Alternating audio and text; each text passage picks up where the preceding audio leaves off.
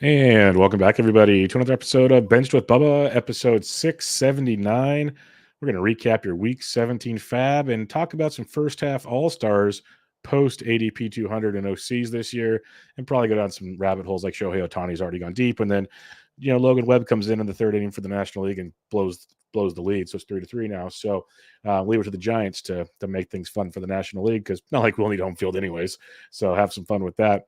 But before we get to that, you can find me on Twitter at BDintric and my guest, as most weeks, for the FAAB Recap on Twitter at BreakingBen_T. Ben Tid, how you doing, my friend?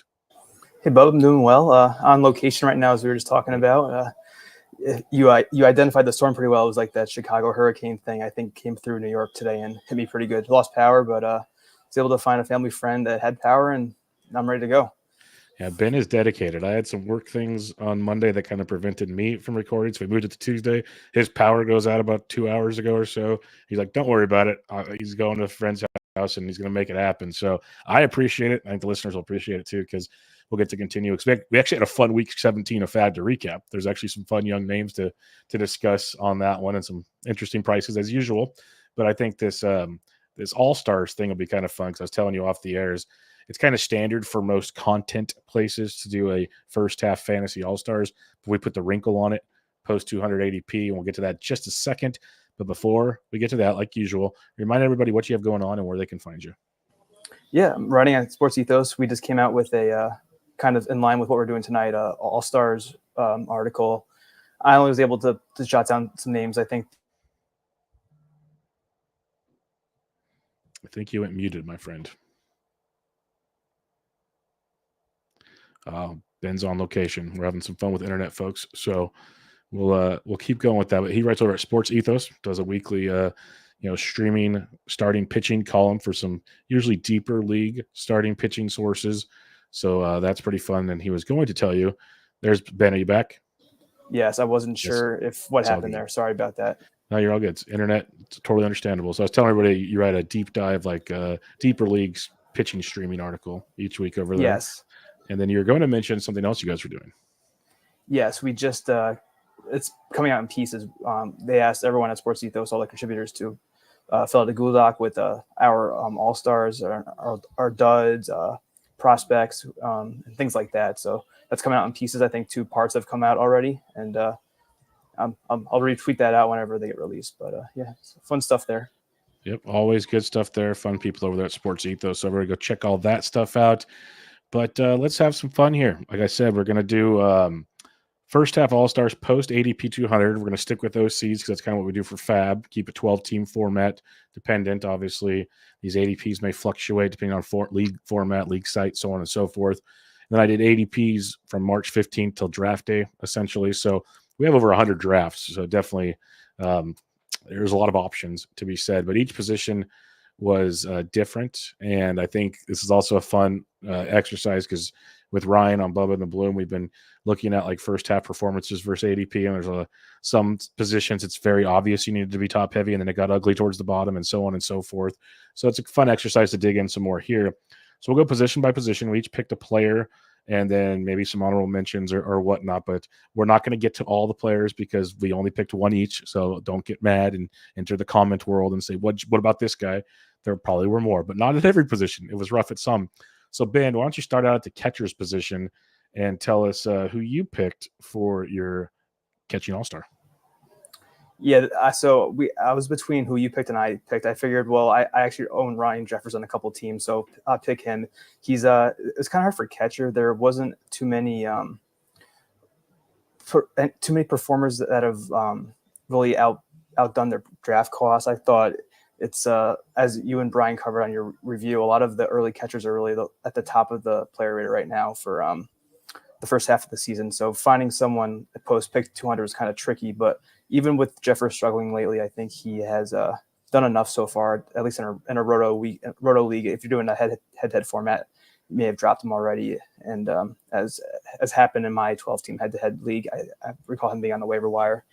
But if you're playing roto, the stats are still there. The average is a little low, but you kind of expect that with Jeffers. It's the power that you want, and hopefully he can stop platooning with Christian Vasquez and get hot again and be what he was early in April and to some degree in the other months too. But April was really the month that kind of gave us those high hopes for a big breakout year, and it's kind of slowed down. But if he can just duplicate to some extent what he did already in the first half, he could have a really, really good breakout year. Yeah, Jeffers is on the prowl to have a monster season, but he was also hitting every day. He's either catching or playing DH, and that was promising. And like you mentioned, now he's pretty much just platooning with Vasquez because for now, the Twins have been healthy enough to have other people DH, which is taken away from Jeffers at bats. If we can get Jeffers back to playing or hitting, let's say 5 or 6 days a week, that would be awesome. And I think his production would be better because there's certain players that just need regular at bats. I could be wrong, just could be overstating it because I am a Jeffers fan as well. And the kind of hot start was great. The coldness has not been great, but I'm with you. I think there is some potential there, and hopefully he gets a good second half ahead of him because he's already probably outproduced compared to what many thought he would this season. So second half would be pretty promising as well. For me, it's Shea Langeliers, and I have like mixed emotions about Shea Langeliers because I hate drafting catchers that don't hit for good average. He's hitting 213 this year. It's actually better than last year, so he's got that going for him.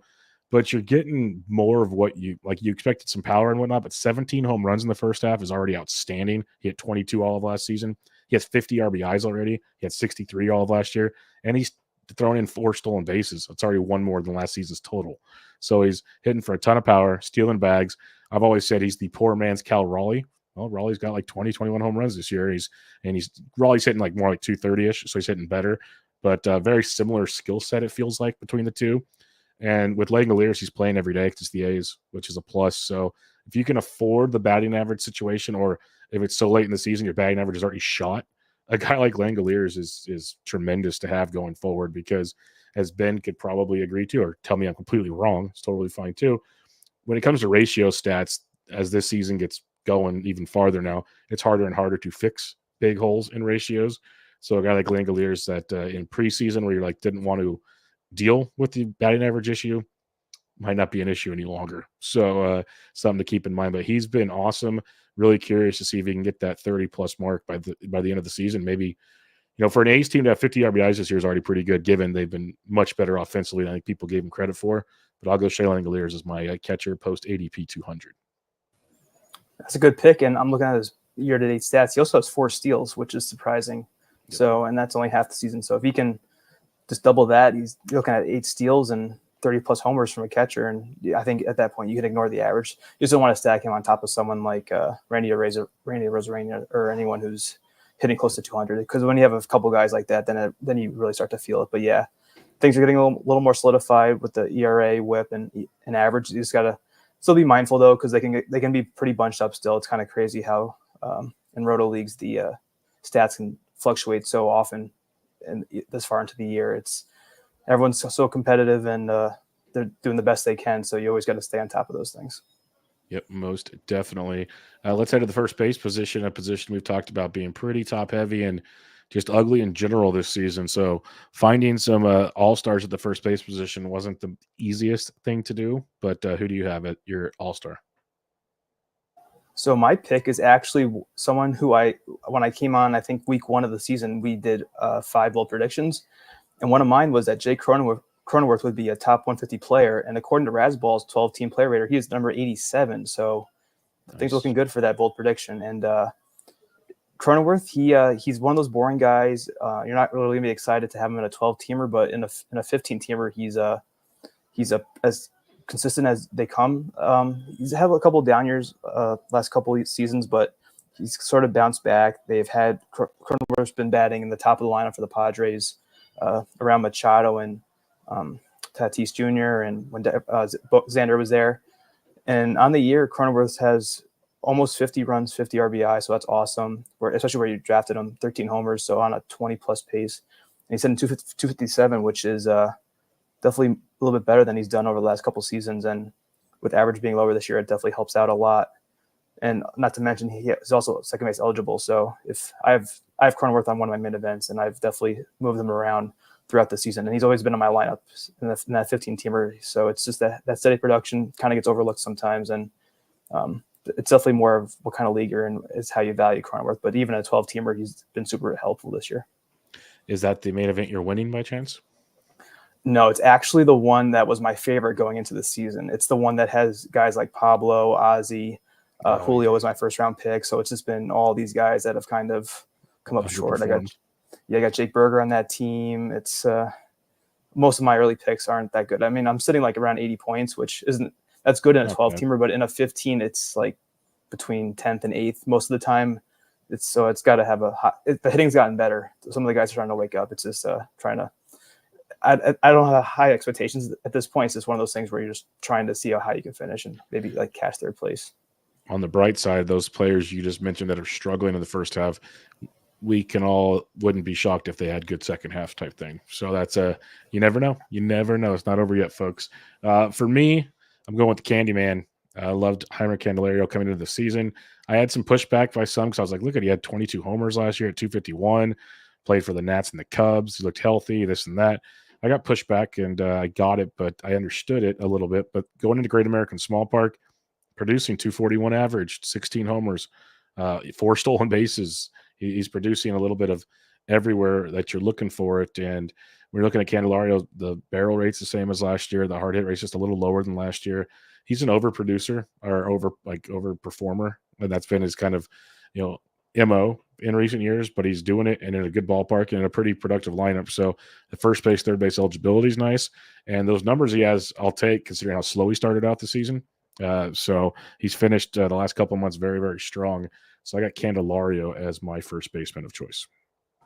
It's a good pick. I think we talked about him a couple of weeks ago as maybe a June standout or something like that. And he's benefiting from Cincinnati for sure. I think that was some of the appeal of taking him where he was going in drafts. And I think I'm looking at his week by week breakdown. I think Candelario kind of slowed down right after we talked about him, but he had a good week last week and seems to be back on the right track. So yes, like you mentioned with Ryan last week in your corner review, it's first and third have been pretty awful to fill, at least, especially in 15 teamers. So if you could have Candelario, the flexibility is awesome. And so hope he stays healthy because I think he had battled some, I think you mentioned it, but maybe like a shoulder thing or something. But yeah, the Reds need him healthy too because they're low on bats right now.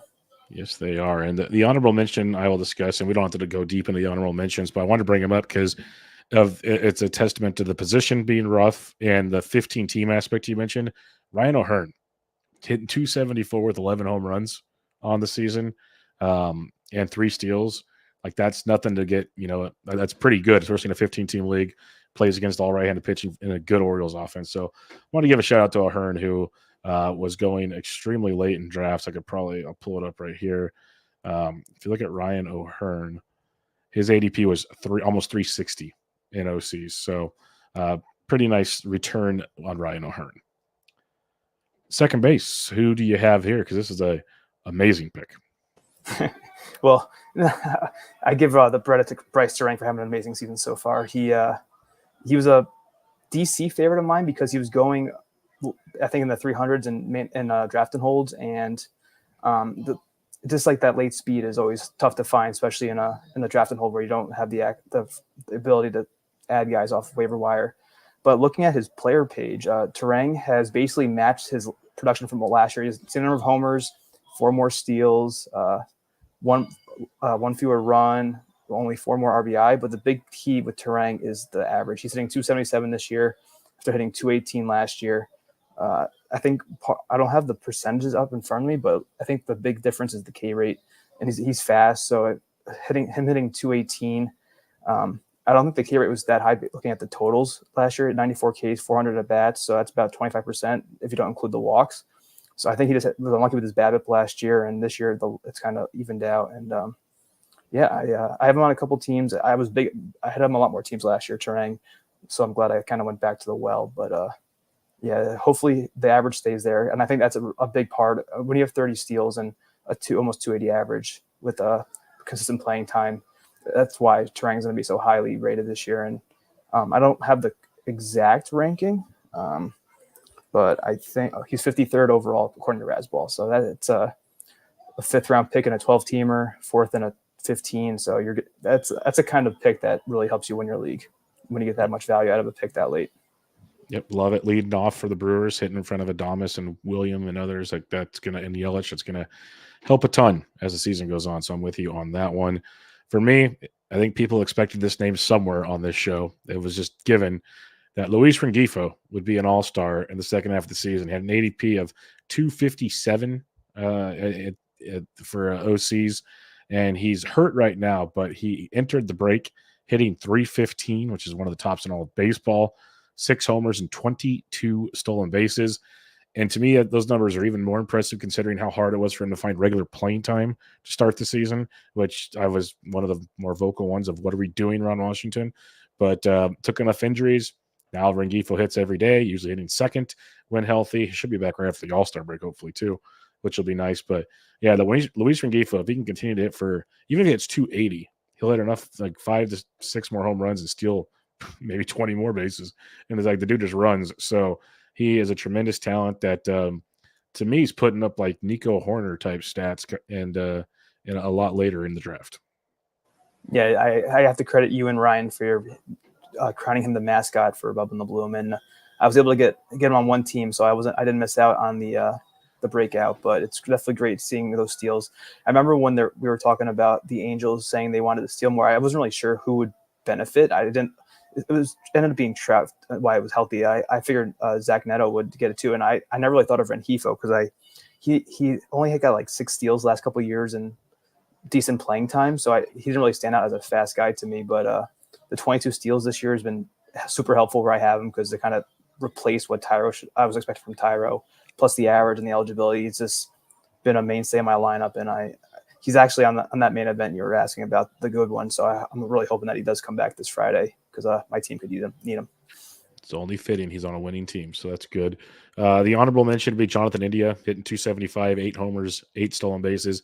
That's kind of happened over like the last month and a half of the season because it was a rough start to the year, but just want to throw a shout out to Jonathan India, who's like flashing that rookie of the year form now that he's gotten healthy. So he's looking pretty good. Curious to see how his second half goes. Shortstop. This is another fun one. Who's your all-star at shortstop? That is Mr. Mason Wynn of the St. Louis Cardinals. He was also one of my bold predictions. I remember I chose Mason Wynn, and I forget who the other player was, but I compared him and someone else to this year's Ha-Sung Kim, and I think the other one was C.J. Abrams as a breakout, that kind of breakout. But Wynn hasn't really lived up to exactly that performance, I don't think, but he's really returned value with the average and the steals. He's not stealing as much as I would like him to, but one thing that really has helped his value, and I wasn't projecting this earlier, was his lineup position. So now he's leading off for the Cardinals when he was batting 9th to start the year, but he's on pace for roughly like maybe 80 runs and 70 RBI, double-digit homers and steals, maybe 20 steals.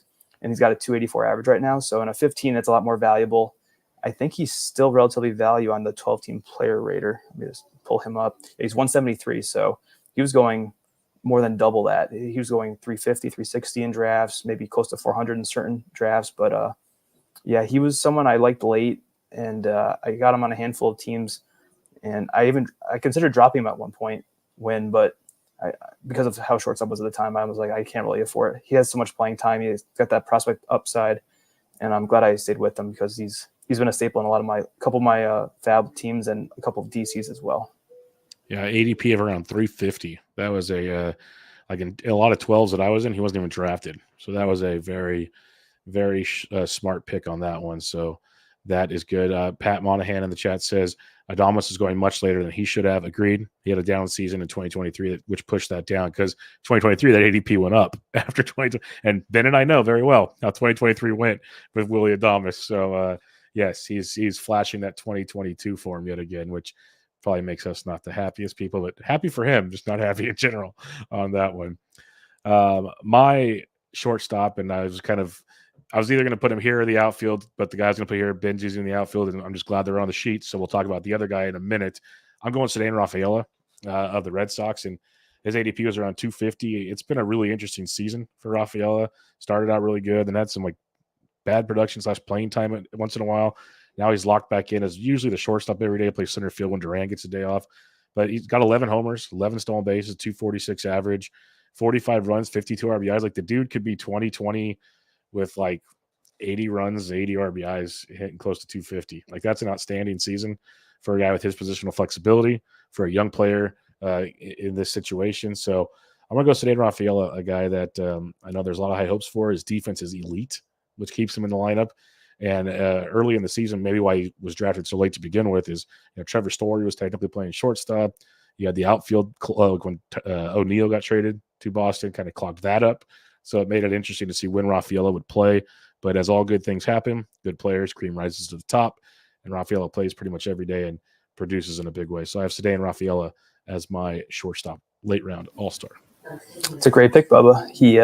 I remember in main events, he was one of those hype guys that kind of creeped closer to pick 200 than the other direction. It was like him and Parker Meadows. And I remember thinking that Rafael was one of those examples of not buying the hype. But now that we've given it some time, he's really turned the season around, because in April, he hit a 522 OPS, only 2 home runs, 4 steals. The steals is good. You're kind of expected that with Rafaela, but then he hit 5 homers in May. So far, he has 3 in July, and he has a much more respectable lineup for the season. And like you mentioned, the flexibility keeps him in the lineup. I know I was with some friends, the Red Sox fans. They had the game on, and then he switched to center field after playing shortstop in like the 8th or 9th inning.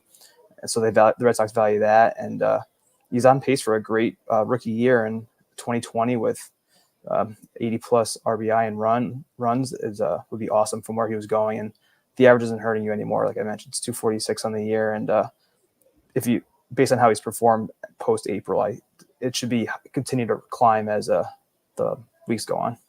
Yep. Could be a big season for Rafaela. The honorable mention I had here, going 3 picks ahead of Rafaela at 246, is Carlos Correa. I've always clowned on Carlos Correa, and I'm not taking that back by any means, because he's been just healthy enough this year. But the dude has 13 homers and a 308 average. Like, he's been that batting average alone has been a tremendous help. No steals, because that's not what he does, but just want to throw that out there. Correa has been very, very good if you waited on the position or at middle infield for you.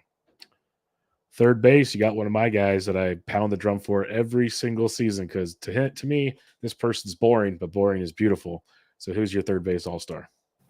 Yeah, a lot of my picks might be boring, but my pick for third base, he could have been a second base pick as well, but it's Ryan McMahon. And did you and Ryan have a Bubba in the Bloom bet for McMahon? I probably did, because he was always making fun of me, like, for him, and I think I compared him to some player he liked, and all of a sudden he's like, oh God. And so I'm pretty sure we did, and I'm pretty sure it's going very well in my favor. It's going to go that way. Knock on wood. Hopefully it continues. I only have a McMahon on one team. It is a main event though, so I appreciate that. He's on pace for, I think, a career year. He has 48 runs, 14 home runs, 45 RBI, 3 steals. He's in 272, which is the highest of his career currently. The Ks are still there. That's always been an issue with McMahon, but the Coors helps with the BABIP. It balances it out. So if you can get away with, with some Coors guys, you want to start them only at home, but I think McMahon's too good where he's not going to be as good on the road, but you still got to play him unless you have a really good deep bench and a 12-teamer. Maybe you have some options, but otherwise, I would just keep him in my lineup. And he's kind of slowed down a little bit, I think, McMahon, but hasn't hit a homer in a few weeks. But I think rest up over the break, and he could keep it going in the second half. I'm not worried about him slowing down at all. Yeah, wherever I have McMahon, including 12s, he pretty much plays every day. So like, that's just because we talk about third base, not a whole lot of depth there. So he's pretty much locked in. And a funny story about McMahon. So at the All-Star game, he's the Rockies representative. And most guys, they just go and they mingle or having a good time, take some batting practice. McMahon was the only player out there having coaches hit him ground balls during batting practice, and I'm just like laughing because maybe he's just trying to soak it all up, or maybe he wants to stay in his routine. I don't know what it is, but it just goes to show you he's just a different breed that continues to get better, or at least stays good, and he's shining more this season. My guy again could have been second base also is Jordan Westburg. ADP was around 306 this year, and Westburg, he had that hype last year. Kind of was okay, but not great in his first kind of go around in limited action with the Orioles. Comes up this year, gets named the everyday second base. He's playing second and third pretty much every game, at least one position.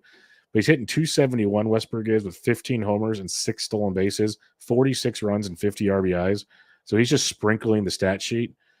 He's hitting for a really solid average. I think 270 all day, but The power I love. If he can get to 25 and 90 with 10 stolen bases, Jordan Westburg is going to be a steal past pick 300 for me.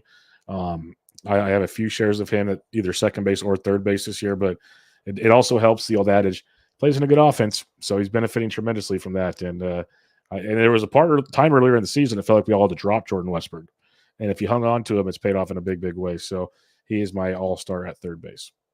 It's a very good one, and I'll admit I was kind of scared off by Westburg, A, because he's a righty, and B, he's playing in Baltimore, so I didn't know if the power would play up, and I didn't think he would steal as much, and at least half of that's been wrong because he has 15 homers so far, and he's Razzball's 63rd overall player. So I completely whiffed on Westburg. I didn't go for him in free agents when he was available. I don't know if he was in any of my teams. It's been so long, but yeah, he's really breaking out. And part of the problem too with Westburg I wasn't sure how much he would play because I know the Orioles like to play Ramon Urias, and there was Jorge Mateo there too, and Gunnar was definitely going to be in the lineup. It was just playing time and if the power would be there because I didn't trust the speed. And 6 steals is fine, but if he didn't have if he had like 8 and 6, that would be not as good. But the 15 really helps. And once again, the 2 position eligibilities is great. And then he also gets the middle infield, corner infield, not just the 2 positions. So it's very valuable. And yeah, I'm interested to see what his final line's like because I haven't looked too closely to see how the power would play outside of Baltimore, but or like if you'd have more homers per se. But yeah, so far a great start for Westbrook. Yep, been pretty fun to watch him develop. A couple honorable mentions: Willie Castro. He's actually a real life All-Star this year, which goes to show you a few things. But the joke was always, you take him in draft and holds and other leagues because he'll get playing time with injuries with the Twins. Well, he's actually kept jobs now. The guys have come back. He's actually produced well. And then I want to mention Colt Keith. He was a very popular late round pick, fizzled, so a lot of people dropped him. But he's come back with a vengeance the last month and a half, playing phenomenal. And if that carries over in the second half, that could be great as well. Outfield, this is an awesome one. This is a guy I completely whiffed on. I ignored, said I want nothing to do with, but that's my normal rookie situation. So who's your outfielder? My outfielder is Jackson Merrill, who we were saying earlier could have been the shortstop as well, because that's where he's eligible on the NFBC platform. And I think I'm pretty sure we talked about Merrill a couple weeks ago, so I won't go too crazy. But he's having a phenomenal breakout year as a rookie. He's been the best Jackson of the rookie class. He's only 21, and he's pacing for 2020. And his average has dropped a little bit. He hit 217 last week or 2 weeks ago, and then 105 the week before the All-Star break. But Merrill's still hitting 278 on the year and playing every day. There's no platoon issues, even though he's a lefty. But yeah, I'm glad I was able to get him a couple draft and holds late once I realized that he was going to get a shot at the opening day rosters and gain that extra eligibility in the outfield. But yeah, he's been a great pick, and I don't blame you for being skeptical. Like, I don't have any of the other rookies. It was just that Merrill was going the latest, and I figured, okay, at that price, it's not as big of a whiff if he doesn't pan out. Yeah, when he was drafted, he was shortstop only at the time, which was fun as well. So, knowing my brain was a combination of rookie and I already got the position figured out. Why am I doing this? So on and so forth. So, yeah, that's it's a double whammy on that one. And I think the power has been even more impressive to me than anything with Jackson Merrill. That's come on really strong of late, but pretty good stuff there indeed. My All-Star is kind of lazy, but he fits the mold. ADP of 211. I'm saying lazy on me, not on the hitter, but because next year there's no chance he's going after pick 200. So, and this is Stephen Kwan, and I know why he went after 200 because I was like, oh, he's just batting average and maybe steals a few bags, but there's no power and whatever. And I kept saying all draft season, I'm like, I love the average because we talked about other guys where it's skeptical. Did I think he'd hit 352? No. I'll be clear there. I'm like, he's like a 310 guy pretty easily. It was the runs I love leading off for Cleveland. I'm like, the dude can get you 120 runs scored. Like that's legit. But the power, he has 9 home runs. He has 5 steals. He's just been an absolute beast, and he missed a month of the season, and he's doing this. Like, if he can stay healthy in the second half of the season, the sky's the limit, it feels like, because that Cleveland Guardians offense is really good. At least the top half of it is really good with Naylor and Ramirez and company. So I think Stephen Kwan's been amazing. He actually was the leadoff hitter for the American League on Tuesday night, and there's no chance. He's probably a top 150 pick, at least like closer to like 120 next year. I wouldn't be shocked just the way the system works these days with hype trains. But yeah, Stephen Kwan's my outfielder. I mean, Bubba, I almost picked him myself, so you can't be. You can't be. I thought about it. I go, no, I'll go Jackson because I have Jackson on more teams. But yeah, Kwan's he's been great. On the chase for 400 kind of went out the window a while ago. He's at 350 now, but you can't complain about that. It's weird though looking at his line. So he almost has twice as many home runs as steals, and he almost has 10 home runs. So it's interesting for the power, but it's kind of concerning with the speed. So a lot of his value has come from the average, which 352 is like I think 40 points higher than Luis Arias, who was supposed to be the best average hitter in fantasy baseball. So if Kwan can keep, I don't expect him to hit 350 the rest of the year, and maybe he hits like 280 or 290 in the second half, and then he finishes around 330. It's still going to be awesome, but the speed going into next year, I guess this is more of that kind of discussion is, will he steal again? Because he was at 19 and 21 the last 2 years. And yeah, he missed time, but he should have at least 10 or so by now. He's been caught stealing 4 times. He's only attempted 9. He's only attempted to steal 9 times, which is crazy. And I feel like the Indians, J-Ram's running freely, and I don't know about the other guys in the team. I kind of try to track the top 10 team steals leaders when I go into FAAB, and I haven't done in a couple of weeks, so I'm not sure where the Guardians stand. But I don't know if Kwan. I'm sure his sprint speed is fine. He's still 26, so I doubt he's slowed down that much. I don't know. Maybe he's getting too many doubles or something and too many homers. He's not on first base as much as he used to be. But yeah, I agree. His price will go back up, probably at least what it was going into last year, which was kind of closer to pick 100. But I don't know. We'll see. He might be an avoid at that price because it's kind of like he's like ping-ponging back and forth between that overpriced and underpriced, it seems like. Yep, I'm with you. The honorable mention, there's a lot of outfielders, obviously, to go through, but I just want to throw a shout to Brent Rooker, who after last season, people are like, it's a flash in the pan. Dude's hitting 291 with 21 home runs at the break. That's ridiculous. Ridiculous.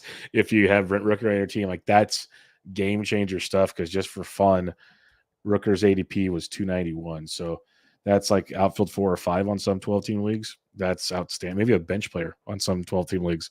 So I'll throw Brent Rooker a shout on that one. All right, let's talk starting pitcher, where, again, there was a ton of options, but I think we picked 2 of the pretty good ones. So who's your first? My first is Tanner Houck of the Red Sox. He was someone I was big on early in draft and hold in that first part of the draft season, and I kind of stopped because I started taking him on like 2 or 3 teams, and then I kind of pivoted to his teammate Garrett Whitlock for FAAB leagues. I mean, you can't hindsight's 2020, of course, but I'm glad I have Houck where I do. And I don't know where he was going around pick 300. I was intrigued by the underlying skills, and he in 2023 he wasn't as good. He struggled a little bit, but prior to that, 2022, 2021, the xFIP, xERA, FIP, all those indicators were like in the 3s or 2s, and he has had an issue with walks slightly last year, and also homer to fly ball rate spiked in 2023. But now this year, Houck has a 2.54 ERA, his best walk per 9 of his career, and it's also the best walk rate, only 5.5%. His K minus walk percentage is 18, which is very close to 20, which is always like that upper echelon mark that we look for. And he's kind of been unlucky. His left on base is 69.7%. BABIP's maybe a little lucky, 276, so it's kind of evening out. But he's already surpassed his career high in innings. Houck had 106 last year, and now he's 117. So I don't know how long he'll stay in the rotation, but if the Red Sox stay competitive, they probably need him because they've had so many injuries in the rotation. And his velocity's down compared to previous years, but now he's a full-time starter. That makes sense. So to be expected. And if he can keep the walks in check and the home run rate in check, I think he can keep this going and probably end around a 3 ERA. I don't expect to be a sub 3 all year, but you never know with the way the pitching environment is this year. Yep, I agree. I liked a lot of those Red Sox. There's Cutter Crawford, there's Houck, there's Whitlock. They're all going late, and a lot of it was because of the innings pitch concerns, like how would that be utilized type situation. So that's a big one to keep in mind. But hey, it's first half All Stars. He's been a first half All Star. Doesn't matter, for the conversation. And it's the old adage. There's gonna be a lot of guys that getting shut down in the second half because there was a lot of those concerns in the first half. And we'll have to keep adjusting from there. But you got one of the good ones to ride until that happens. So that's big with Tanner Houck. His ADP was like 327 too, which is outstanding. Like undrafted in some 12s. I took Jack Flaherty. Hat tip to my co-host Ryan Bloomfield. This one was on him, and I've told him that many times. He got my attention changed. I think I have him in at least 2 out of the 3 OCs I'm in because of that. And his ADP was around 280 in the end of draft season. Jack Flaherty, outside of the occasional back issue these days, 3.13 ERA through 16 starts, 2.63 Sierra through 16 starts, and a 28% K to walk. He has been amazing. A 4.3% walk rate. Like he's channeling the old school, awesome Jack Flaherty. Now we just need that back to hold up, and you might see innings issues with him because he's been so hurt so much late. But he did end up throwing 144 last year, so we should be okay in that regard. But I love Jack Flaherty, big fan of Jack Flaherty, and I just want the back to get together so we can finish things strong. Oh, it's good for you that you bought in because I did not.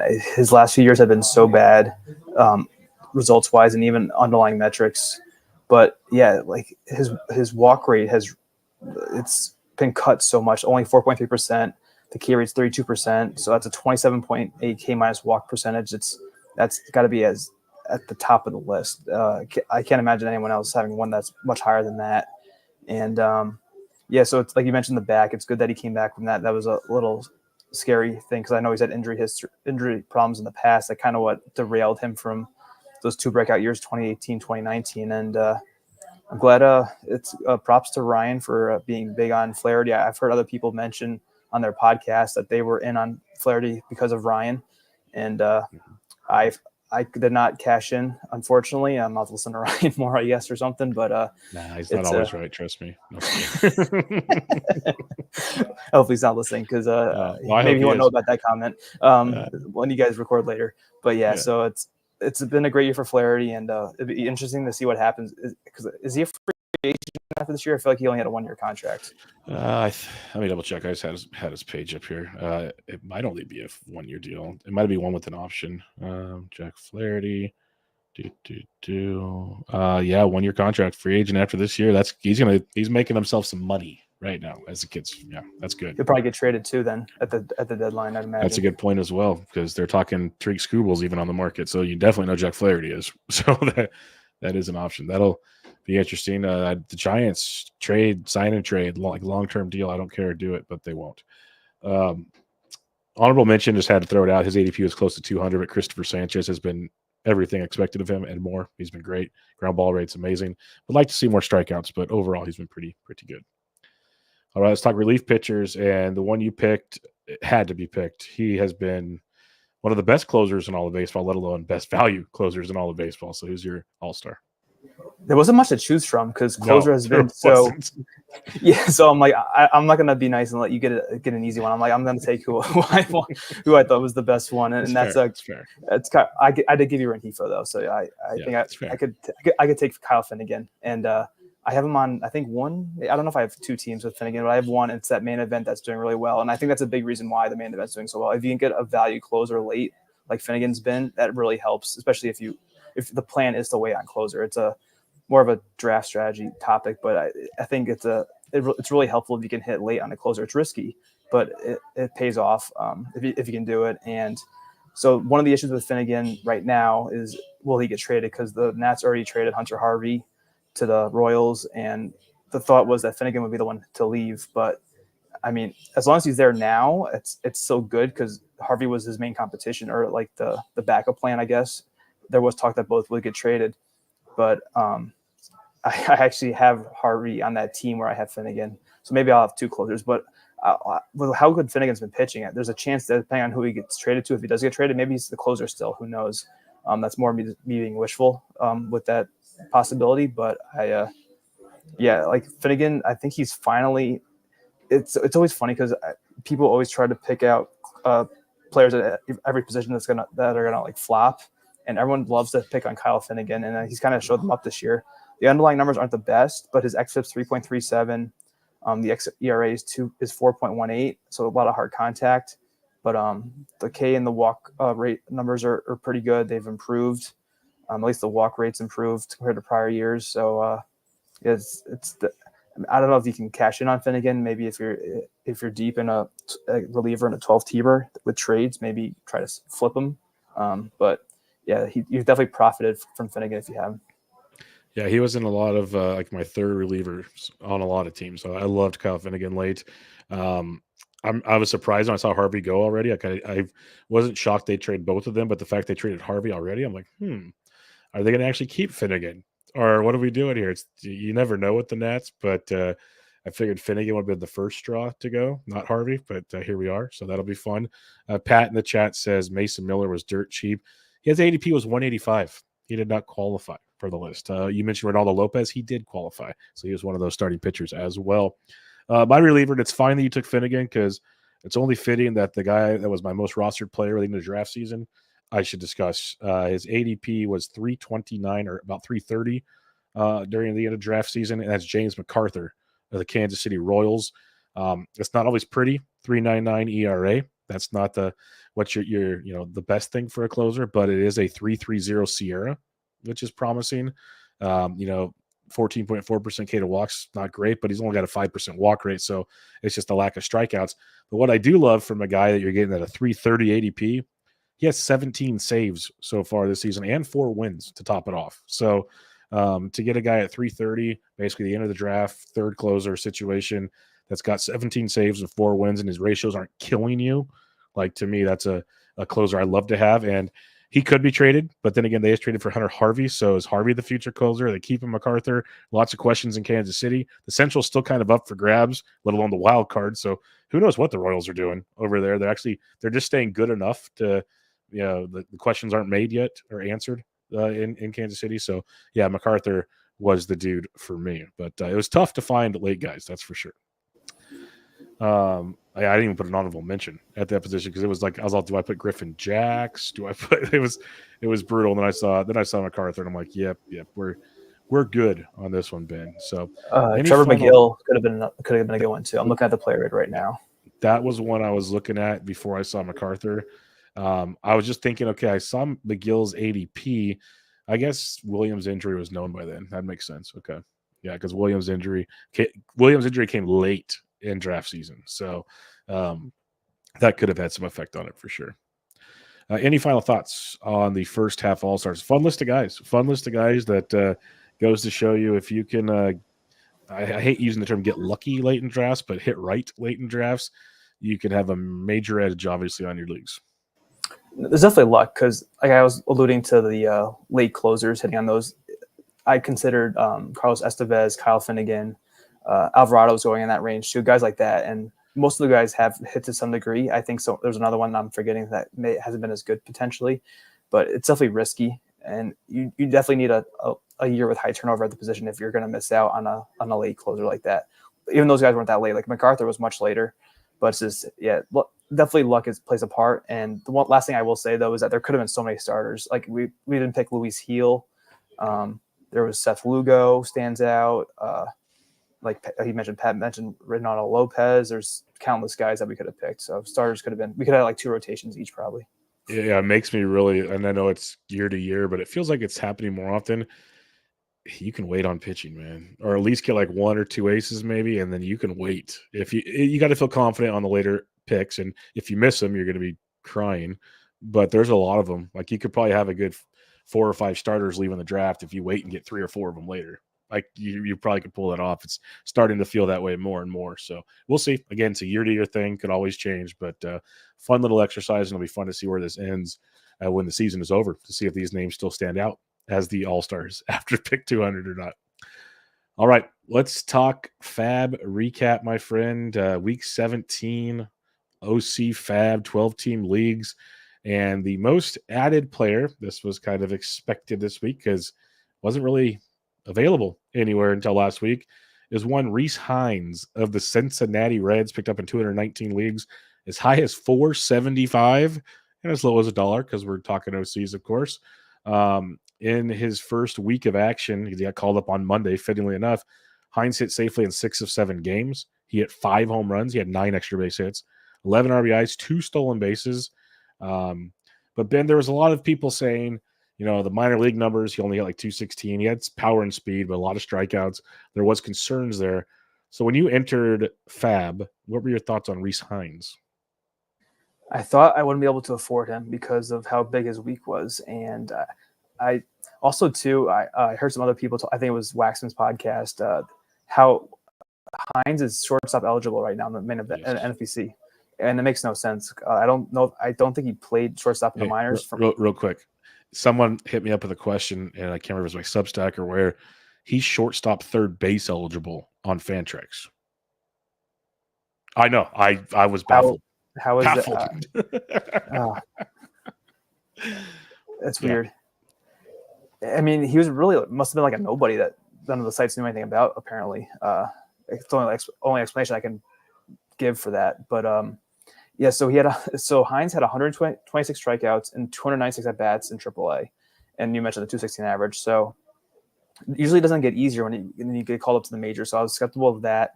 I mean, in the short sample so far, Hinds only has 7 strikeouts and 27 at bats. So that's around 25%, which is fine. I mean, plenty of guys succeeded at that rate, and the steals have been nice. He has power and speed, and since I'm not sure exactly how the Cincinnati situation looks with him being able to stick in the lineup, but we all know about the ballpark is great, and he's playing right field right now. Who's coming back? Fairchild's supposed to come back after the All-Star break, and he was called up when Fairchild left. So that's where I'm curious to see where all the dust settles. Does Austin Slater just get bounced, who they just traded for? Because he was like, they say, sorry, dude, you're out. And Hinds sticks around. Does Hinds platoon? Because Hinds didn't platoon last week. I have a lot of questions on this.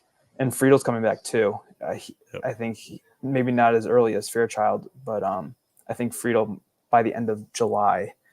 And then at that point, they got Steer, he's playing first, but then they have Fraley, Benson. Yeah, so I mean, at the minimum, Hinds he'd be out of a spot unless he'd be short side platoon or Fraley's sitting or Benson's sitting. So it might get tight quickly. And if you're spending a lot of FAAB on Hinds, it might be disappointed.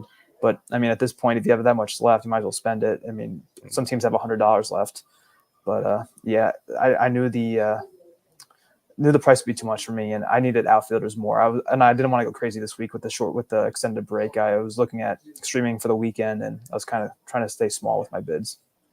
Yeah, we'll have fun talking about it. And like, they're going to keep playing him as long as he's hitting, but it's just like when he hits that first rookie slump, how does that start playing things out? That's the question. We'll talk about, because I got him in a couple places, but I didn't overspend for him. That's the beauty of OCs, of course. So we'll talk about the 3 leagues I'm in and how the prices varied. But yeah, some leagues people went crazy for him. I saw in a lot of mains he's pretty much a triple digit on most formats. I know like some got him for cheaper, and Waxman had the tweet of all the leagues out there and everything. So that was interesting. But for the most part, people went after him, and I get it. Power, speed, if you can find it, it's great ballpark. I'm just most concerned about playing time. That's where I'm at. So we'll have to kind of wait and see on that one. Hey, I liked Outman last week. That looks like a crash and burn because Hayward's coming back on Friday. I could see Outman getting sent back, but I actually spend about the same amount of money on Hinds as I spent on Outman. So we'll kind of call it a wash, hopefully, in the end on that one. But we'll wait and see, because I guess technically it'd be like double the money. All right. One of my favorites here, and worked out pretty well this week. Lawrence Butler of the Oakland Athletics. He was picked up in 182 leagues, as high as 112, as low as $1. Didn't pick him up last week, unfortunately, so that was a bummer, because that meant I missed out on all of the home runs. He hit 3 on Sunday. He hit 5 total last week. But what I wanted to highlight, and it's what I've talked about in a lot of my content written and podcasting over the last week with Lawrence Butler, dude went to the minor leagues, improved his strikeout rate tremendously this last time through. Since July, in the bigs, striking out 25%, which is good for him. But more importantly, hitting 317, 7 homers, 2 steals, 17 RBIs. And he's moved up to leadoff for the Oakland Athletics, which is nice. Again, we talked about how good he's been hitting, and how good the team has been hitting. The biggest thing is he still platoons. Doesn't matter how good he's going to play. I doubt they're going to let him play every day. We'll see, maybe, but still playing primarily versus righties, leading off and playing well. So I was all in on Lawrence Butler, and honestly, I wanted Butler over Rece Hinds. So I was surprised by the difference in max bids 475 to 112.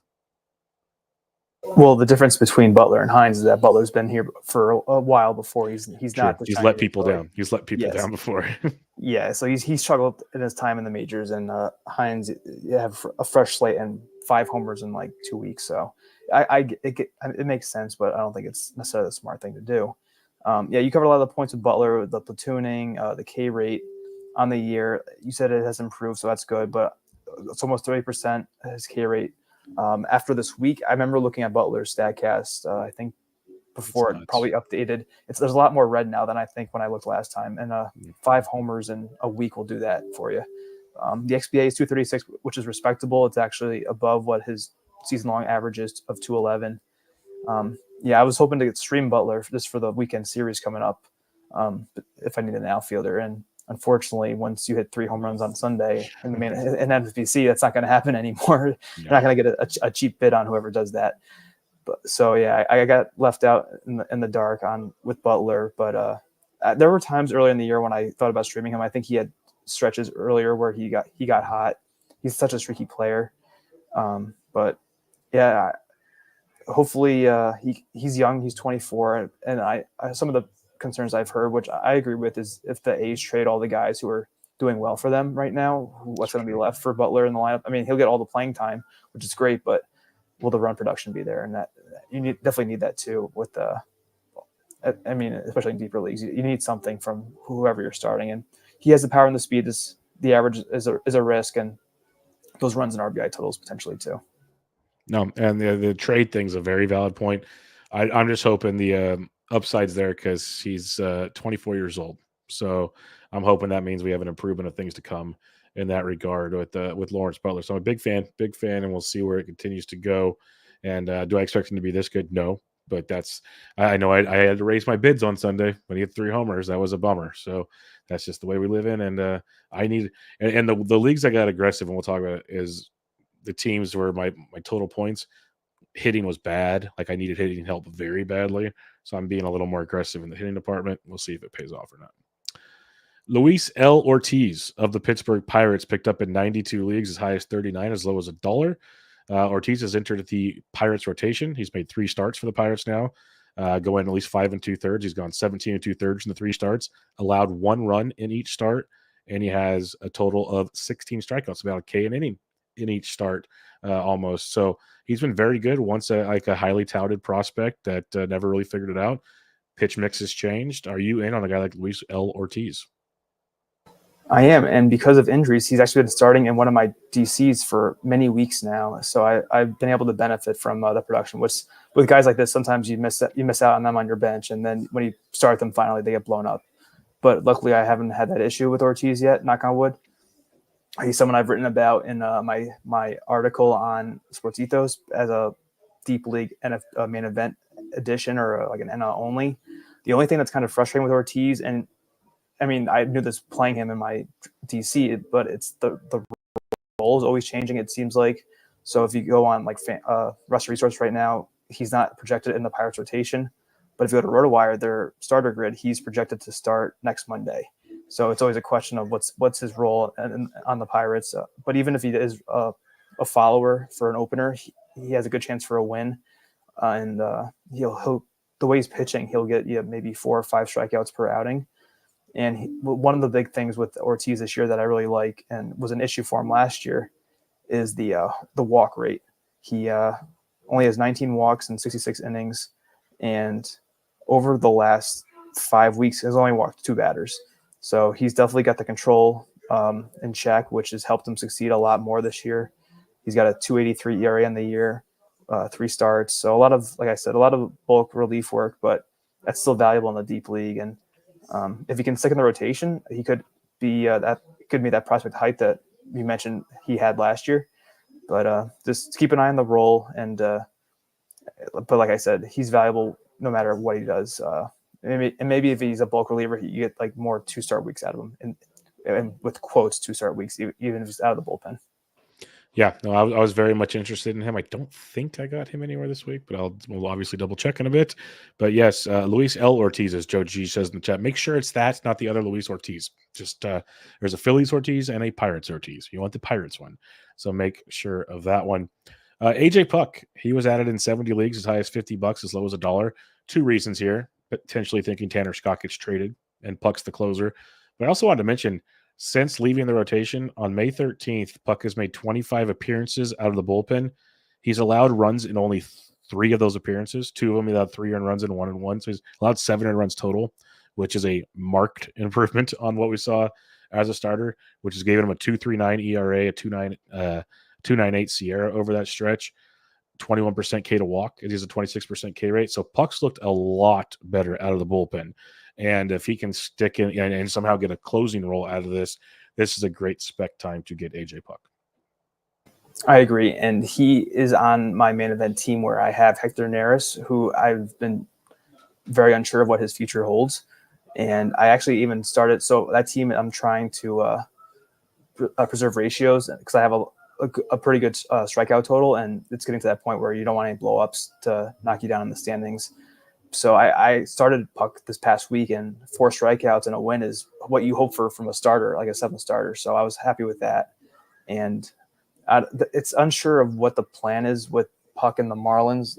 He could get traded. I've talked to our buddy Mike Herlin a lot about their like Puck's usage and who's next in line, and he thinks that he could get traded. I could see that happening because Puck's not that young. He's 29 now, and the way he's been pitching lately, it would make sense to try for the Marlins to cash in on him if they don't want him long term. And I don't know. It's at least he's valuable right now, especially in a deeper league, kind of how Luis L. Ortiz was as a reliever. It's definitely a good stash, and I really think I think Scott's the most likely closer to get traded. And then if Puck stays, I'm sure he might get the first chance. I know like Calvin Foucher was in the closer monkey hierarchy. Some other guys have been in there ahead of Puck at times, but I feel like the usage always changes, and I think Puck is probably has the highest chance to be the closer if Scott gets traded. So I get the ad. Yep, totally with you on that. Hunter Harvey, this one was interesting to me. Picked up in 67 leagues as high as $200, as low as $1. He just got traded to Kansas City. I guess people are speculating Harvey to be the new closer, which if they trade MacArthur, yeah, I don't see MacArthur just getting thrown out of the way unless I totally missed something there. So what's your thoughts on this Hunter Harvey move? Because this did surprise me a little bit. Yeah, we kind of touched on Harvey when we were going through the Finnegan All-Star pick, but I don't know if you realize, but Harvey had a rough 2 weeks before last week. He gave up 9 earned runs in 5 innings over weeks 14 and 15, and that ballooned his ERA a lot. So his ERA was under 3. Now it's 4.20. Whip's still good, 1.22. And I get the spec, but I mean, what were the prices for Harvey? So he was 200 net. Like that's when he's going somewhere with the closer, and he wasn't even the closer on his own team. I don't get why you're doing that. It doesn't really make any sense to me. But I get the appeal. I know. I heard talk that maybe old friend Chris Bubich maybe is the lefty closer for the Royals if he starts pitching well. I don't know if they want to have a committee so that could eat into any saves for MacArthur and Harvey, depending on what happens with like you mentioned trading MacArthur potentially. But yeah, I wouldn't break the bank on Harvey. I think I mentioned I do have him on that same team where I have Puck. Actually, it's that Neris main event with Finnegan. So my closers are Neris and Finnegan, and I have Harvey and Puck on the bench, just trying to predict the chaos of trades. So I'm holding on to Harvey for now just to see what happens. And I'm not going to play him anytime soon, that's for sure. It's just more of a wait and see with the deadline looming and seeing what the Royals and other teams do. For sure. Matt Walner, this was a popular one. He was a popular late round pick earlier this year that ended up getting dropped because he went to the minor leagues. But Matt Walner was picked up in 64 leagues as high as 27, as low as $1. Like this could have maybe been a better pick than Rece Hinds. Time will tell on that one. But Matt Walner, since he's played in 7 games since getting recalled. It's safely in 6 of 7, 2 homers, 5 RBIs. Still strikes out a ton. That's the Matt Walner way. And he'll sit versus lefties more often than not. But what were your thoughts on Matt Walner? Because I definitely had him down the waterfall where I had Hinds and Butler bids in. Yeah, so I have Max Kepler on a handful of teams on 3 of my 4, so I kind of already, and I like how you and Ryan call it the line change for the Twins. Yeah, so I didn't really want to overbid trying to acquire more of that line, the lefty line for the Twins. And so yeah, as you're talking, I see what you're talking about with that strikeout issue. So I didn't realize it was this bad. Walner has a 45, almost 46% K rate on the year and a 196 XBA. But of course, like he crushes the ball, the average exit velocity, the barrel rate are all super high. They'd be near the top of the percentile list if he qualified. But and you mentioned the platooning. He actually started the last 2 games against lefties, which is encouraging. I don't know how he'll do against lefties. That's also a question. That's why these guys platoon in the first place. But you almost want them to sit if they're not going to do well. But 27, much more reasonable price for Walner. The max of 27 is actually surprising. That's pretty low for an OC. Yep. I'm glad no one really went too crazy getting him. They probably realized he's a platoon bat and not guaranteed to stick around forever. So I get the ad, and I like that price. They're probably focused on Hinds and Butler, and also he's only added in 64 leagues. So the big names had targeted. I think people were just like, we're not going to put a bunch of bids in this week because that's where we're at in this time of the year, folks. So get ready for this. When we keep talking bids, I keep laughing, but a lot of picks with no runner-up bids. That's the way it is these days. So, but it's always like I tell myself, I'll just bid less, but you want the player, right? Like it's like the last thing I want to do is this the one league where they decide to bid on him, and I get hosed even if it's cheap. So we'll see how that all plays out. But I want to ask you about Eugenio Suarez. Picked up in 62 leagues, as high as $54, as low as $1 since July 1st. Eugenio Suarez. He's hitting 341, 4 home runs, 16 RBIs, walking 16% almost. Like he's playing very well for the last couple of weeks, but this is Eugenio Suarez, who was beyond atrocious and about to lose his job at one time this season. So I guess you ride it while it's hot, or you believe in what we're seeing here from Suarez? I think I've said on previous shows how I've been trying to drop Eugenio Suarez on a team, and I haven't been able to. And because of that, I've ended up playing him the last couple of weeks. So I've gotten lucky by having him on my team still. And I don't know, like he's still hitting 216 despite how high he's been the last couple of years or a couple of weeks. The K rate on the year is pretty bad. And I remember saying that Lawler was the way he gets kicked out of the lineup, but Lawler's out for a long time now. I think he has a hamstring strain. Yep. So Suarez isn't really going anywhere. I don't know who else the Diamondbacks would have to replace him, and he's a veteran. So I think he's going to keep playing unless they make a trade, which is possible. But I don't know. They're not a big money team, big market team where they're going to acquire huge contracts. I mean, they already have a pretty good team as it is. They have a lot of young players, but who knows? I don't know. He's not Suarez isn't someone I would go for.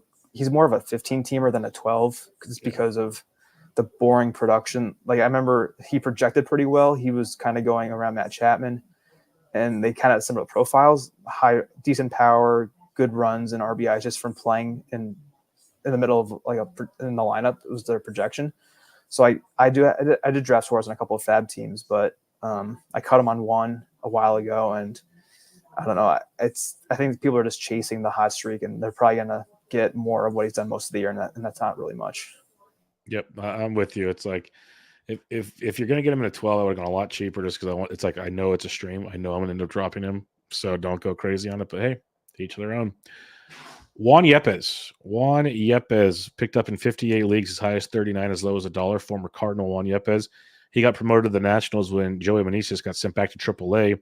Yepez has been up for 10 games now. He's hit safely in all 10 games. 6 doubles, no homers, 6 runs, 3 RBIs, a stolen base, walks 14%, doesn't strike out a ton. So the hit tool looks good, but the power isn't there. And when I wrote him up for something recently, I looked a little farther, and there's a reason it's not really there. Well, it's not as much. It's only a 40% ground ball rate, which isn't bad, but hits towards the middle of the field a lot, it was just killing him. But what's your thoughts on Juan Yepez? 10 straight games with hits since getting called up, and we know the pedigree's there with Mr. Yepez. He's someone who I would go for if you needed average. I could use that on a couple teams probably. I remember when Yepez was added in main events last weekend. I missed him getting called up, and I think because of how I look at playing time, he didn't have enough at bats yet, and I just missed that he was called up and actually was starting most games for the Nationals. But if you look at Yepez's StatCast, it's all red in like the XBA category and the K percentage, the walk percentage. Yeah, well, he has a good X slug 484, and his X web was pretty good 413, but the hard hits not the best. The barrel rates subpar, average X velocity subpar, and I don't know. He has value. I know he was kind of intriguing when he was on the Cardinals. He had a decent time in the bigs in 2022, 12 homers and 274 plate appearances. That's decent power there. So maybe it's like a small sample thing where he hasn't really found his swing yet.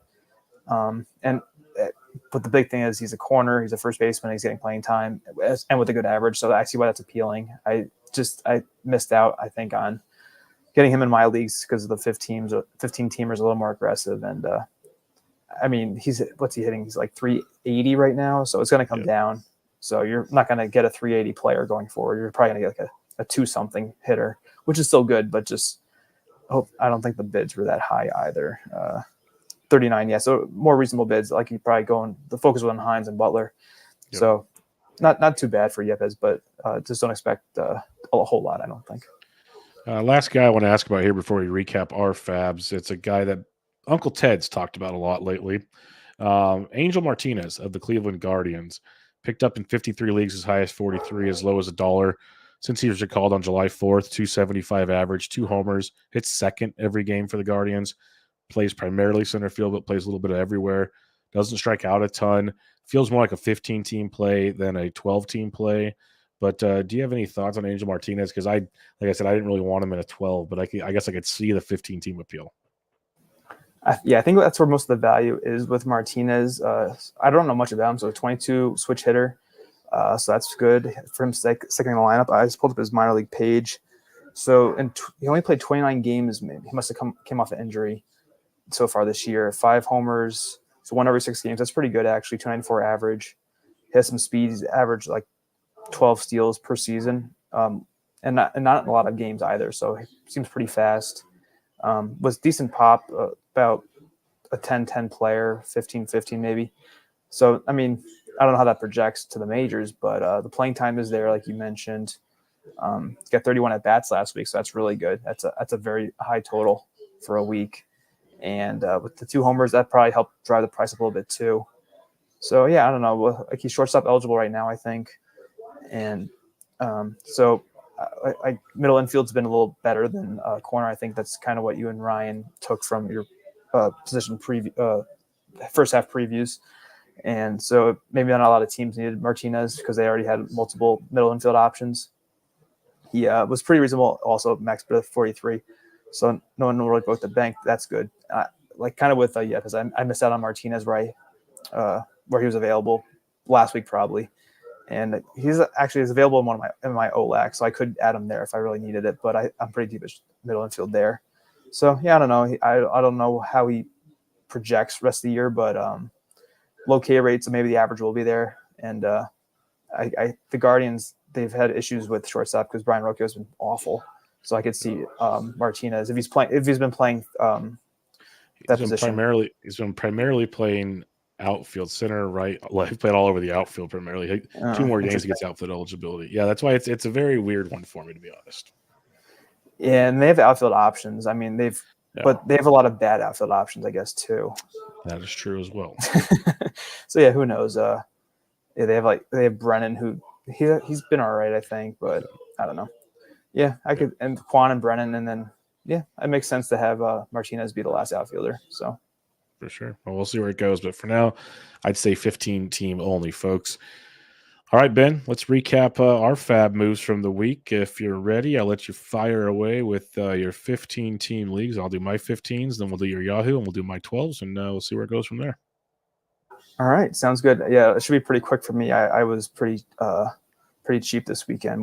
That was by design. So in main event 1, I added Luis Garcia, the reliever. I have Carlos Estevez on this team, so I was just trying to get a little insurance for when he's traded, but Garcia could be traded too, and hasn't been that great, but I figured might as well try to get a head start on the closer chaos. I dropped Braxton Garrett there, $1, no backup, and then this was a start of the year type play where you don't want a 0. I added Justin Martinez, who I believe Uncle Ted had mentioned earlier.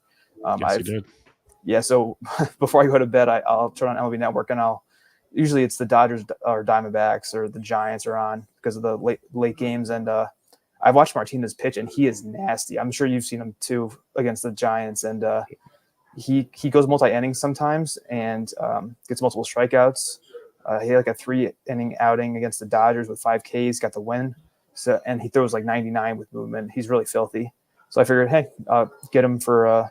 I didn't project to have a full lineup of starters for the short periods. I was able to drop Luis Campusano for Martinez, $1 no backup, so it wasn't really a loss. Campusano isn't playing for.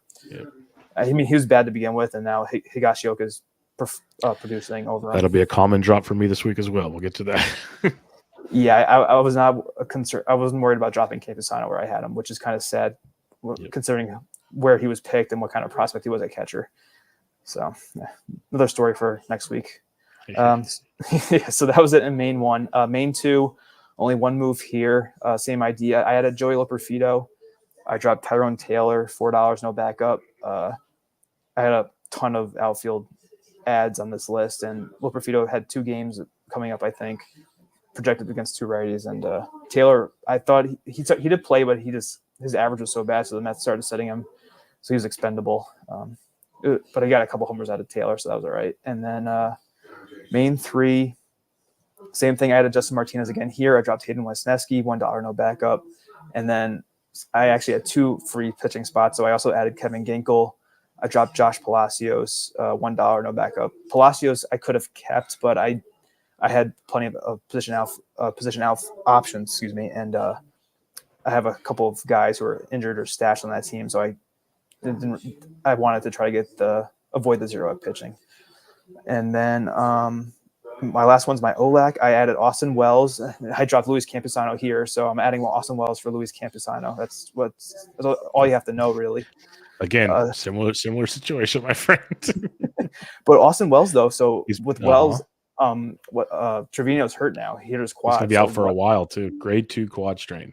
Yeah, and if you look at Wells, he's had at least 1 homer the last 3 weeks. He had 2 last week, and he's not the worst average. Decent runs in RBI, and from a catcher 2 in a main event, or if this is an OLAC, so a 15-teamer still, I don't mind that. And the Yankees hopefully get healthier and make some trades, so I don't mind it.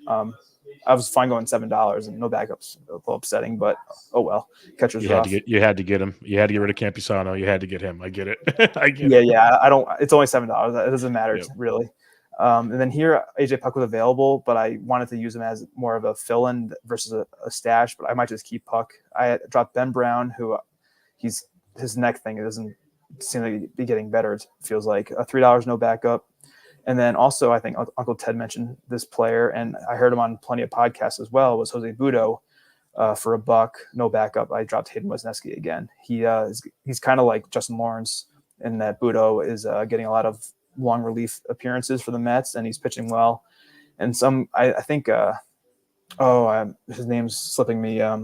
He's the co-host with Vlad on FTN now. Jason Anthony.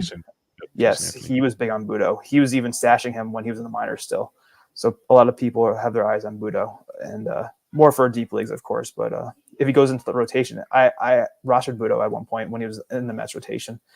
So maybe I just keep him if I can. But that was it for my 15s. I like it. All right, for me and my OLAC, I added Lawrence Butler, dropped Michael Mercado, 44-11. Wish it was less, but Rece Hinds went for 191 in that league, so I'll take my $44 Lawrence Butler. I added MJ Melendez, dropped Tommy Pham 6-0. Melendez dropped everywhere pretty much, but in July hitting 273. He's got 3 homers, 20% K rate.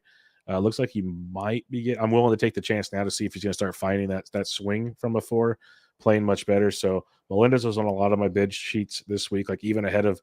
I kind of was having him like ahead of guys like Walner and stuff. I don't know if it's great, but Melendez plays every day no matter what. So I'll take my chances there, and if he can figure it out, I'm in. And then I added Jalen Beek. Real quick, Bubba, did you see I think he went on the IL today. MJ Melendez? That's awesome. Yeah, that's awesome. I was big on I hate to break the news. I had him at the top of my list too, where he was available. And then I saw that he rolled his ankle on Sunday. So then I kind of was like, well, FAAB's about to run. I didn't want to risk getting a 0 for adding Melendez where I needed him. So I ended up taking him out of my bid list. But yeah, it's sweet. So he'll be on my my bench until he returns. That's awesome. So yeah, well, you got him. Yep, I got him. Got him for cheap. No wonder he's so cheap. No runner-up bid. And then I added Jalen Beeks, dropped Ryan Stanek 6-2. Beeks has actually been quasi-decent of late, so try to get some saves where I can. In Listener League 1 auction, Bubba and Bloom got Lawrence Butler, dropped Davis Daniel 42-23. Got Rece Hinds as well, dropped Garrett Mitchell 37-12. And then I got Austin Wells, dropped Luis Campusano 4-0. I needed a catcher, as we've already discussed, and I need a lot of hitting in this league, and I have a lot of FAAB in that league. Listener League 2, Lawrence Butler dropped Michael Mercado 53-49, so that was a lot closer. So I'm glad I upped my bid there. Then my main event qualifier, I didn't get anybody in that league, and that's it. So, all right, what did you get in your Yahoo? All right, and I might be selling my Yahoo team. This is my worst league, ironically enough. It's my keeper league. So last week, it's a daily league to remind everybody. I had Zach Littell. I dropped him for Rowdy Tellez. It's a daily league, so Rowdy's been playing really well, as you know. Then I added Lars Nootbaar. I dropped Andy Pages. I did have Charlie Blackman for the Colorado series. He was a streamer. I dropped him, and then I streamed Mile Michaelis for Jose Soriano. I needed a quality start, I believe, and Michaelis did not come through. He got crushed by the Cubs, but it happens. Yes, it does. All right, OC1. I love it. Got Xander Bogaerts, dropped Davis Daniel 67-44. That made me happy, especially after last week's Bogaerts bids. I thought I had no chance. Added Rece Hinds, dropped Jordan Hicks 27-24. Dropped Jordan Hicks. Okay, first off, I had Lawrence Butler at $28. He went for $38 in this league, so I lost there. But I got Rece Hinds, dropped Jordan Hicks. For those going, what are you doing dropping Jordan Hicks, Bubba? Here you go. I mentioned this on recent shows that the production's dwindling. He's not going 5 very often. Strikeouts are fine, but he's not getting you wins. And then he flat out said after his last start that he's wearing down. The workload is getting to him. And with Robbie Ray, Alex Cobb coming back soon, there's going to be a lot of moving and shaking in that rotation. Now, Hicks could still be very good. There could be upside there. But for a 12-team starter, I think there's going to be streaming options that'll be better than what Hicks is bringing. Because there's a lot of weeks I didn't start him just thinking he might not even go 5. And then at that point, what's he doing on my roster? So I moved on from Jordan Hicks. Could be wrong, but that's just the feel I have watching the team. Real quick, he hasn't had a good start in a while. His best start came with a 1.6 whip over the last 7. Yeah, so I don't blame him. I remember looking at box scores and seeing him giving up 3 runs and not going deep into games. And yeah, I don't blame you for that on 12 team. I hope some people maybe start looking at making that decision as well. And then I added Kyle Higashioka, dropped Luis Campusano 2-0. Austin Wells was my backup in that, if anybody's curious. OC2, Rece Hinds went for $100 in this league, so I did not get him. Xander Bogaerts, I got Xander Bogaerts, dropped Max Kepler 67-58. Had plenty of outfielders, so Max was expendable and hasn't been that great for 12s. This is where it gets fun. Added Lawrence Butler, dropped Taylor Ward 28-11. I'm a huge Taylor Ward fan, but folks, I've moved on in 12s from this train, and I hope I'm wrong. I hope he figures it out, but it's been dreadful of late, and I'll just give you his month of July if we want to just keep it simple here for Taylor Ward. In July, he's hitting $130. In June, he hit $181. It's been rough, so I moved on from Taylor Ward. We'll see if he could turn it around. And then I added Sean Manaea, dropped Matt Waldron 6-2. Manaea's been sneaky good this season, so I'll take my chances there. OC3. This is where it gets fun. There was 6 total ads in OC3 this week. I had 4 of them, Ben. I had 4 of the 6 ads this week. Gotta love your OCs. Yes. Rece Hinds went for 81 in this league, and I had no money in this league, so I was doing small bids. So I got Lawrence Butler for $15, dropped Jose Siri. Runner-up was $3. Added Renel Blanco. I know it's been up and down, but I added Renel Blanco, dropped Jordan Hicks, $3 to no runner-up. I thought there was no chance I got Blanco for $3. I got Michael Toglia. They're going back to Coolers against the Giants for the weekend. Dropped Taylor Ward 2-0. Grabbed Kyle Higashioka. Dropped David Fry 1-0. Fry has not been the same guy he was early on. 12-team league. I'll move on to Higashioka, who's playing every day and hitting well. See where it goes from there. But that OC3, man, I have little funds, and I'm getting guys for cheap, so this is the beauty of it. But, yeah, we'll see where that continues to go. All right, listener questions before we head on out of here. In the chat here, Joe G, I starred you. Joji wants to know thoughts on Ben Joyce as a closer spec. He was a popular ad this week in OCs, I guess as popular as they could be. And we know Ben Joyce has the velocity, but Carlos Estevez has been good. So I guess if Estevez gets traded, Joyce is the dude. What's your thoughts on specking on Ben Joyce these days? He's probably the smarter spec play if you just want to go upside than the Luis Garcia that I added. So I get adding Ben Joyce. He's got the stuff. He's definitely wild. And like I mentioned, Luis Garcia could get traded as well. And then if that is the case, then I feel like Joyce would probably be the most logical replacement as the closer. But who knows? I know they moved Rodney Contreras to the bullpen. He kind of He actually had a 3-inning save on Sunday. I don't know, but he kind of projects as a closer because he only has 2 pitches, really, maybe 1 in theory. But I get the Ben Joyce spec. Yep, I'm with you as well. If you can spec, it's totally understandable. Uncle Ted wants to know, how do you feel about Yelber Diaz? He made 2 starts last week. Young arm for Arizona. He was a kind of popular pickup as well, Ben. Sunday start, like he limited the damage in both starts. Didn't give up much run-wise. I'll give you the numbers here. He went 6 innings in both starts against Atlanta and Toronto. 1 earned run in both starts. 2 Ks and 5 Ks. Only 2 Ks versus Toronto, but it looked pretty good overall. And in AAA this year, he only made 4 AAA starts. The rest were in AA, but 105 Ks and 76 innings pitched. No, he definitely got my attention, Yelber Diaz. And so my article is called Streamer Tidbits. In last week's edition, he was actually my one of my recommended ads. Nice. For one of the things I remember looking at. So I pulled up the article right now. So if Diaz projects if he stays in the Diamondbacks lineup, he projects to face the Royals, Nationals, and Pirates out of the break. Wow. And the reason he wouldn't stick is because Montgomery, Erod, and Merrill Kelly come back, but I don't think they're all ready to come back that soon. Montgomery's at least 2 more weeks, they said, and I think Erod and Kelly might be even farther. So yeah, you might get those 3 starts.